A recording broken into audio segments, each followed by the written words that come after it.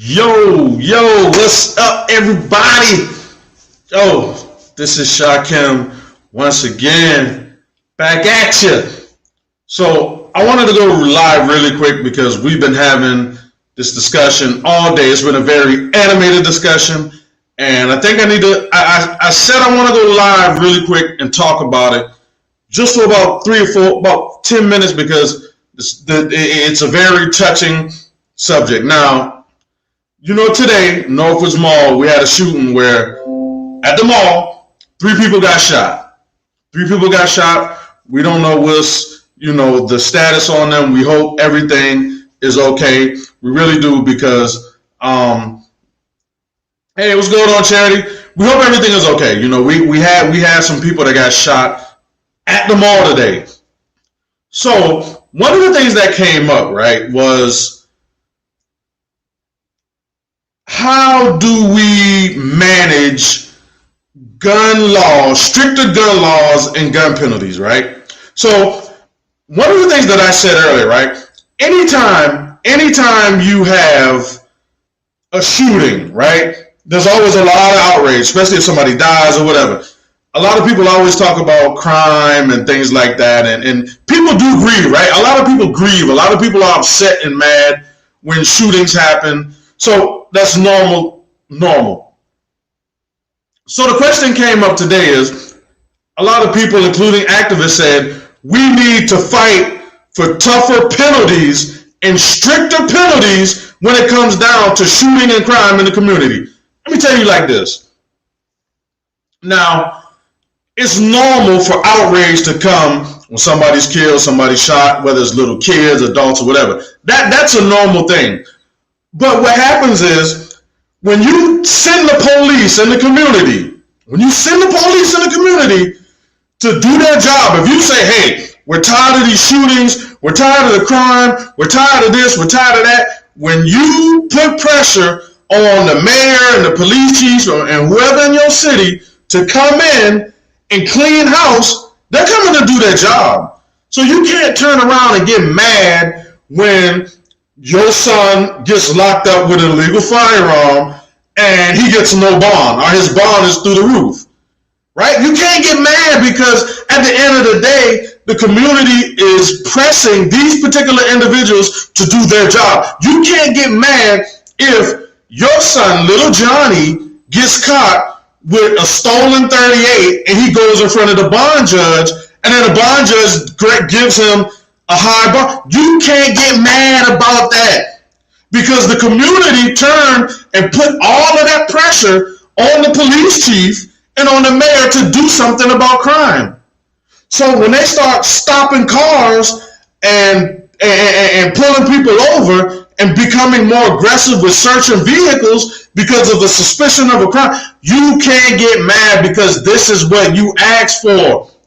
All I'm trying to say is, if, as a community and activists, if you go out there and you start asking for police to come in and intervene, these police aren't coming in to patrol a daycare center. They're not coming in to patrol elementary school. They're being asked by residents in the community to come in and help stop crime. They're coming in looking for criminals. So you can't start screaming racial profiling. You can say it, but at the end of the day, they're coming in a community that has a high crime rate. So unfortunately, there's going to be instances where people are going to get stopped, and, sorry about that. But listen, and I'm going to be 100% honest. The neighborhoods that have the highest crime are predominantly black and brown communities. When you start like the shooting in the mall today, unfortunately, not every criminal is black, not every criminal is right. Criminals come in all shapes and sizes, whatever. Criminals come in all forms and backgrounds. But when people in the black community say, listen, we need to get guns off the street. We need to, lock these criminals up, lock these guys up on the corner selling dope. When the police come in, they're not coming and playing any games. They're coming for action. So, either you're going to let them do their job and call them in the community, or you're going to get out there and patrol and do it yourself, what you're not going to do. But at the end of the day, when it all boils down to it, is, we're asking for things, and I see us always getting in these emotional rants and emotional feelings after shooting occurs, and we ask the police to come in, we ask the sheriff to come in, we ask people to get these people off the street. We're tired of it, but then when they come in, and they come in trying to do their job, next thing you know, everybody's in an uproar. Well, they're stopping too many people coming out here. That's because you told them to come in, and you told them to get the guns out of the community. That's what they're going to do. Now, one thing that I do want to say that I was talking about earlier, criminals don't buy guns legally. So anytime I hear somebody talk about, well, we need to do better, more background checks and things like that, criminals don't go through background checks to get guns if you don't know. You don't have somebody, if I go hypothetically and go try to buy AK-47 off the street, I don't go through a background check. There's no loophole here or there. There's no fingerprint. There's no extensive search on who I am. There's no mental illness check. I'm going to buy a gun off the street. So you want to be careful not to punish legal gun owners because of what criminals are doing with guns. You got to be careful, because at the end of the day, all you're doing is you're putting people at a disadvantage who are going through the legal channels to get firearms because of somebody illegal who doesn't go through any channel to get firearms, but as long as they got the cash and they hand it to somebody, they're going to get a gun. So keep that in mind, because a lot of times people just go off and they say, well, we need to make sure it's harder for people to get guns. You do? You're not making it harder for criminals. You're only making it harder for people who legally have firearms. So you got to be careful, when you start, talking about things like that, because you're putting legal gun owners in jeopardy of not being able to stop crimes that are going to be committed against them by those who purchase firearms legally. So we got to be careful not to mix those things up. And I hear a lot of times, a lot of activists, they will, sometimes get out and talk about, stricter access, stricter legal access to guns. That's not going to help. That's not going to help. And I'm gonna put this comment up by Eva, right?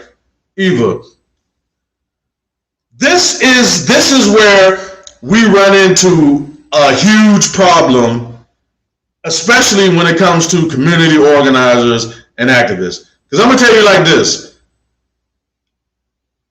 Anytime, and I saw this today in a group that I was in, and we were going back and forth, right? Somebody said, the mayor and the police chief need to do more to stop all this stuff that happens, referring to several incidents where they've been shooting. I'm going to tell you like this. So I raised the question. I raised a good question. I said, tell me if your son has a beef with some guys on social media and it spills in the street and somebody gets shot, tell me how the mayor is supposed to stop that.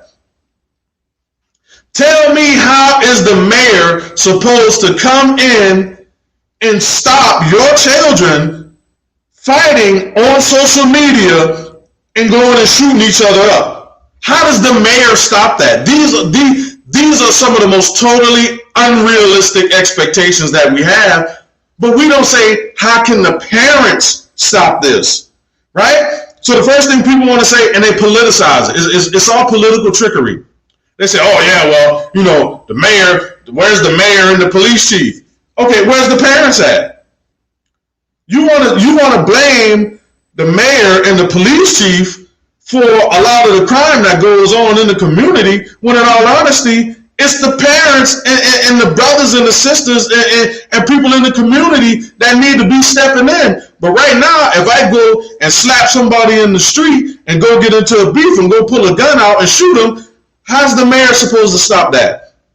How is the police chief supposed to stop that? I'm really trying to ask honest questions, and a lot of times people will just say, "Oh man, he's just protecting he's protecting the mayor and protecting the police." That's a lie. I'm asking a logical question, and when I asked that logical question, I couldn't even get a response. In the group, I couldn't even get a response. But everybody is going on. Yeah, well, the police need to do this, and the mayor needs to do this, and people. Okay, my whole response was, right now, if dudes start arguing in the streets and shoot each other, tell me how can the mayor stop that? So you mean to tell me the mayor's supposed to come and get your children out the street and send them home and walk the neighborhood and all of that stuff when 24/7? It's impossible. Eva says something that is absolutely correct. Disciplining and watching and talking to your kids is going to at least try to stop a little bit of gun violence. Intervention, try to intervene, talk to them, but you can't depend on the police or the mayor or city council to raise your children for you. You cannot do it. It is not feasible. Stop even thinking about it. Community has to band together. You don't stop neighborhood gun violence by making laws that restrict legal gun owners from having access to their weapons. It doesn't work like that, because criminals, like I said earlier, criminals don't go through background checks. Criminals don't have a waiting period. Criminals don't have any restrictions other than, I don't have $250 right now to go buy this 357 or this 38. Other than that, when they got the money, done deal. So let's take realistic approaches to crime and things that goes on in our community. And we got to understand a lot of things too. We got to start being more proactive versus reactive, right? Because the outrage only comes after somebody gets shot, after somebody gets killed. Oh, now it's outrage. But during the meantime, when nothing is going on, where are you in the schools? Where are you in the community? Where are you pushing a positive message?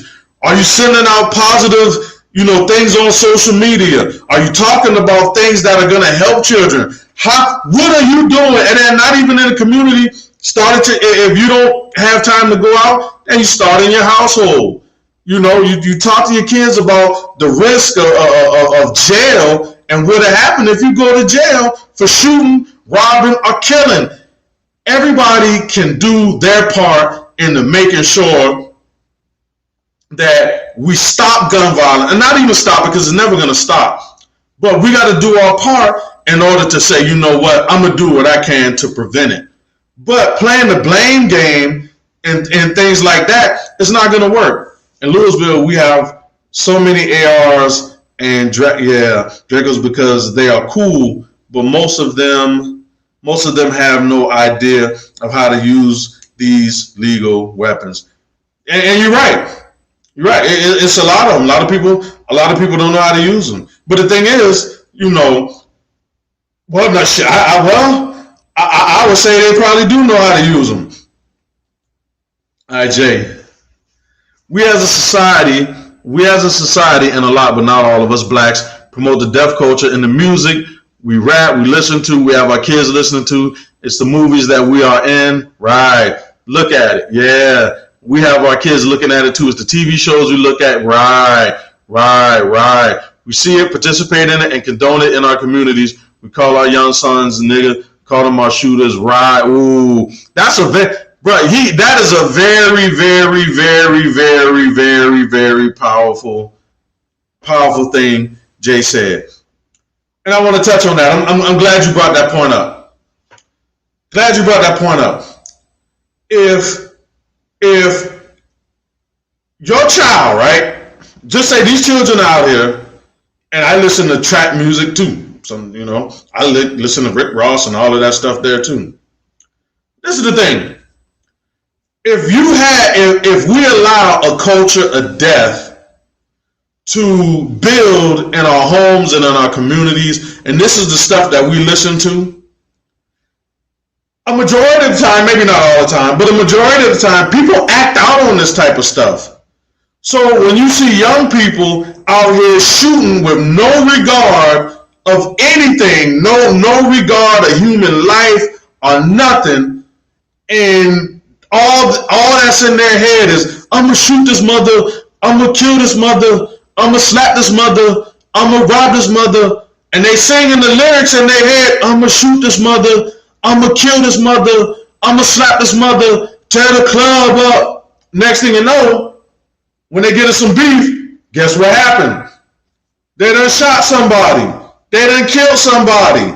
And now all of a sudden, the community's in an uproar. It's because we have promoted such a degenerate lifestyle, something that is so harmful and destructive to our communities. When the kids go and they start trying to imitate what they hear, they're done. They're done. We got to start doing a better job of educating, coaching, training. We got to do it better, because the young girls aren't so bad, right? The young girls, they not as bad, but the young boys, oh my God, it's nothing but testosterone avenue. And they shooting, and they fighting, and they robbing, and they doing everything. Not everybody, but I'm just talking about that small group of criminals, because everybody's not a criminal. Of course, everybody's not a drug dealer. A lot of people are legal. So you don't want to start painting a picture as if everybody is doing this stuff. But the small portion of people that are doing it are causing a lot of problems, because they're infringing on the rights of those who are legal and who aren't doing anything, aren't committing crimes, so they're subjected to a lot of the negative thoughts that run through criminals' heads, and they prey on the weak. So we got to really take a look at the movies that we watch, the violence. We got to look at, the crime. My little son likes to watch Jason movies. 4 years old, he's watching Jason. I'm like, woo, you know what I'm saying? But that's the type of society that we live in. So, I understand the level of difficulty, right? Because, when we were young, we didn't really have the internet, social media, and stuff like that. But now all they got to do is click on a button, boom, anything pops up. So we got to be real careful, especially when they're young. Like I said, man, I got a little son. He loves the Jason and Leatherface and all of that, and I'm like, oh my God. Like, I don't remember watching Jason when I was 4 years old, and Leatherface and running around, Texas Chainsaw Massacre and all of that. But the world we live in now, the information age has its benefits and it has its setbacks. Because when we start looking at the information age now, when everything's at the tip of our fingers, it's good for informational purposes, researching purposes, technological purposes, technological advances. The information age has brought us huge success in society, and it's allowed us to grow and to become and to maintain our world dominance, But the information age has also put us in a situation now to where children have so much access to a lot of this foolishness, and now we're sitting here as a society wondering, how in the world did we get here? Which we can really kind of understand, how did we get here, but we're understanding, how do we get ourselves out of this situation? Because there were a lot of unintended consequences that came along with the dawn of the information age. So a lot of these problems that we're facing now, we would have never believed 15 years ago that internet access would bring these problems. We were looking at it from the benefits and the advantages of, what the internet would bring, and how it would open up a whole new world where we can, level the playing field and communicate with people in ways that we never could.